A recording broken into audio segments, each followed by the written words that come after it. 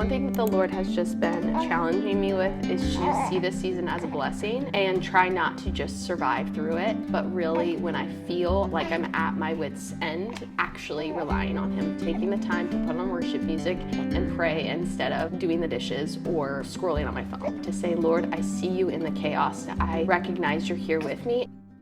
Hey guys, welcome back. Don't clap. Welcome back. Okay. Welcome back. Today, hey guys, welcome back. I'm gonna take you along for my day today. It is a Saturday. It's a Saturday, right? Yeah, it's Saturday. And we are going to run some errands this morning, and then I have to do a few things around the house. I actually got called in for jury duty. I kind of wanted to go, honestly, which I feel like no one would ever say, but I feel like it could be kind of fun. In my head, it's like a CSI case, when in reality, it's probably just someone like disputing a speeding ticket or something. So I am not gonna go because obviously I have him and I would have to figure out nursing and childcare for the other kids. And I didn't know this, but you have to be on call for like a month. So I need to call them today, which I've tried calling a few times and I just cannot get a hold of anyone. Jury duty starts next week. I need to call today and see if I can't postpone it till a later date. I don't know, maybe I'm the only one that thinks jury duty sounds kind of fun, but yeah, it's not gonna happen this time around. Like I was saying, we have a few errands that we're gonna run this morning, and then after that, we're gonna head out to my parents' farm. I don't even know if my parents are gonna be there. They probably won't, just like how the day is gonna work out for them. My dad has a pretty large garden, and he lets us just pick whatever we want. So we're gonna go pick some produce for this week, and then probably go four-wheeling and just like hang out with the animals. So it should be a pretty fun afternoon. I am literally feeling so good this morning because this guy gave me a 6-hour stretch last night, and I feel like a new woman. You don't realize how sleep deprived you are until you get sleep. I was out with him a couple of days ago, and I managed to lose both of his binkies. So after he woke up from that 6-hour stretch and needed to eat, he really struggled to go back to bed because I didn't have a binky for him. So yeah, I really only got the 6 hours because I've basically been up since then, but still, I mean, now I'm like, do I even get 6 hours at night because of how good I feel right now? I feel like I don't even get 6 hours. I have no idea though. All that to say, I feel incredible on 6 hours of sleep. Caleb has the day off today, so he's gonna help me run some of the errands. And also we do have an appointment this morning, so we need to hurry up and get all the kids ready and head out the door. Did you make a coffee already? Oh, you're in my shot!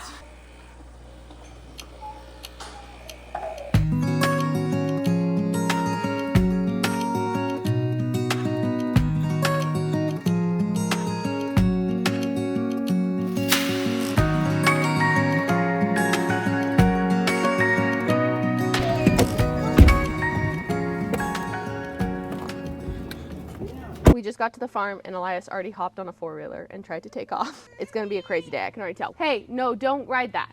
Get off of that. Ollie cried a lot of the drive out and I really need to go buy a binky. I ordered some online, but they won't get here until Monday, like the cute ones. But I need to just run to Walmart and get like one of the ugly ones. Just so I have something, because that was a little rough. I absolutely hate just letting a little newborn cry that long, but like when you're in the car, it was an hour drive. What am I supposed to do? So we're gonna get the helmets on and go on a four-wheeler ride. Oh, Oakley's already heading out. Hey, she needs a helmet on, but he cannot ride that. No, Elias. Elias just started driving one and he's a little sketchy on it. He doesn't really understand braking. So we just take him out in the field over there and he kind of can't run into anything out there. Yeah, he's still a bit young to be doing it and 1,000% boy, so he just wants to go fast. I'll show you guys them on their four-wheelers. They're pretty adorable. Yeah. Look at me. You ready to ride? Yeah. There you go. Send it.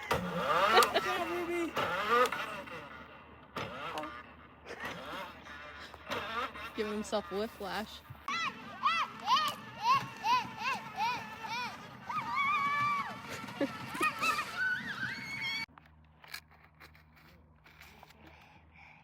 Good digging, dude. Wow. Are you getting all dirty? Yeah, you love it, huh? See ya.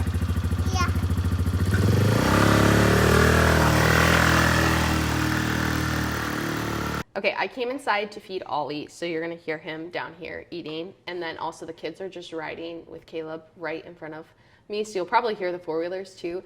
But I wanted to chat about just how it's been transitioning from 4 to 5 kids, which if you're new here, we have a 17-year-old and then we have 4 under 4. We have a 3-year-old, 2 2-year-olds, and then Ollie who's 7 weeks old. And I had someone comment on my last video and ask when I said that we had a 17-year-old and he was 12 years younger than us. I had someone ask if I had him when I was 12, and I did not have him when I was 12. We adopted him when he was 15. Our family just looks a little different and is already kind of crazy and a little bit wild and doesn't look like the average 29-year-old's family dynamic. I kind of thought having Ollie, like we already have 4, what's one more? And like newborns are so easy, they just sleep all the time. Boy, was I being very naive about everything, because this transition has kicked my butt a little bit. Honestly, Ollie's just kind of been a little bit of a fussy baby, and it's sad to me because most of the day I'm just kind of waiting for him to settle and be happy so I can lay him down and actually get some stuff done or spend time with the other kids instead of really enjoying this newborn stage. I feel like it's been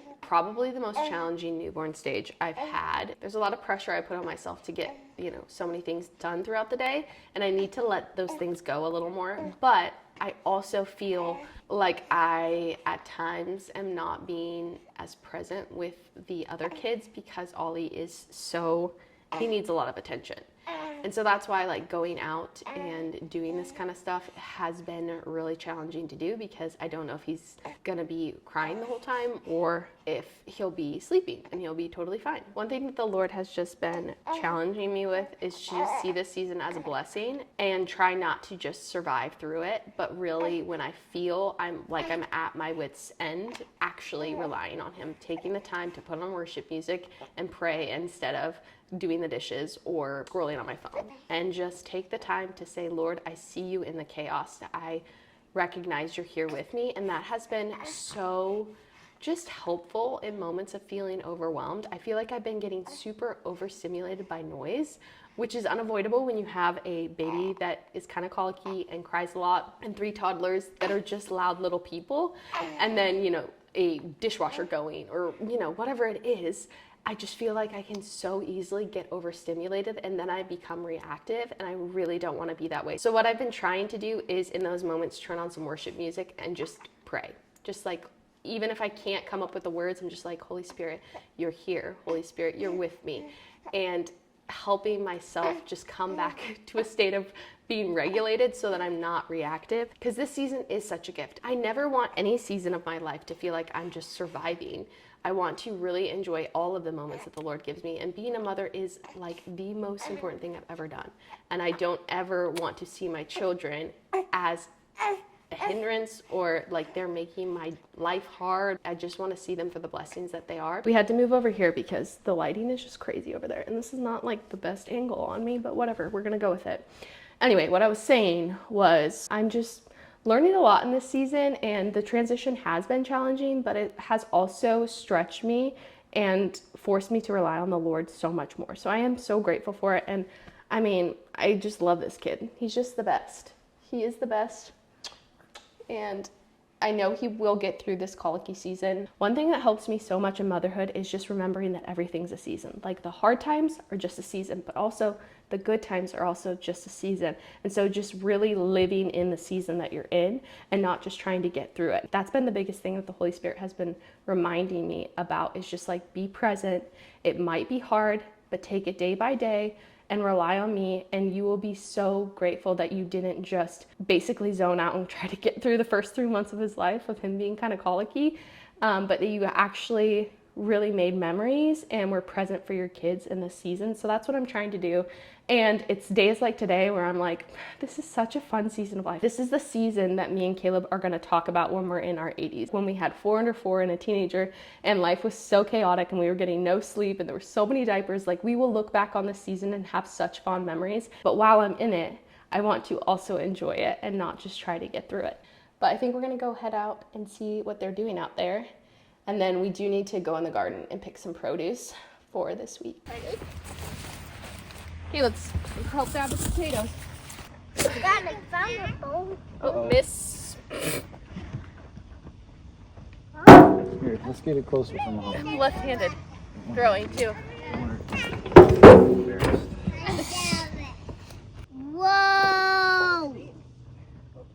Elias! I found a worm for you. You gonna come help? Hey!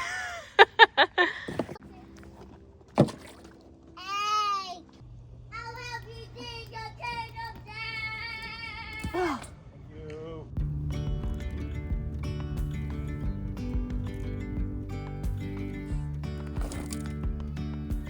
Okay, you gotta pull. They're kind of hard to get out.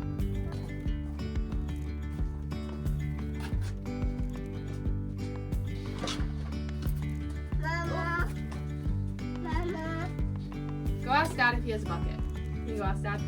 Look Look at these. These are green beans, though. These are awesome. Thank you. These look squishy.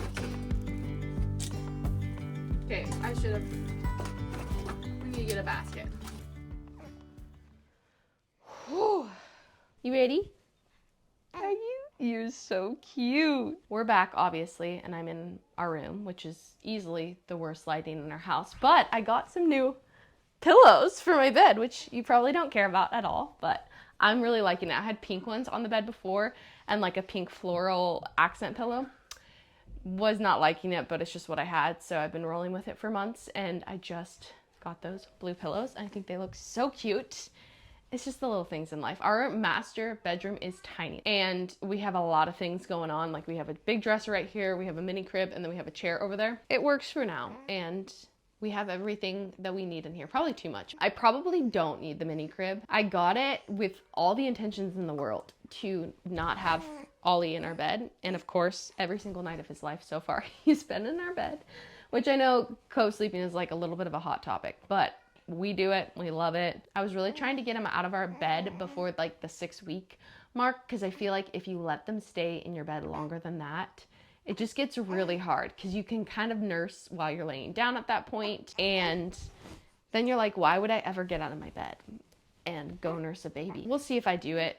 If not, probably just end up selling that thing, because what is the point in having it in our room? I already have 2 other cribs for the boys. So yeah, if he's not gonna start using this in the next month, I'm gonna get rid of it because there's just way too much going on in this bedroom. Anyway, at the farm, we had lunch, went inside, and then my mom actually showed up. So we got to hang out with her for a little bit, and we played for a little bit outside after that. It was like 3 o'clock and we needed to get the kids home for a nap. So we loaded everyone up, and as soon as they got in the car, everybody like passed out. Like within 2 minutes, everybody was just absolutely done. That's pretty late for a nap. Hopefully everybody still goes to bed at their normal time. Caleb's gonna be heading out in the next 30 minutes to go help a buddy with, I almost said a craft. It's not a craft.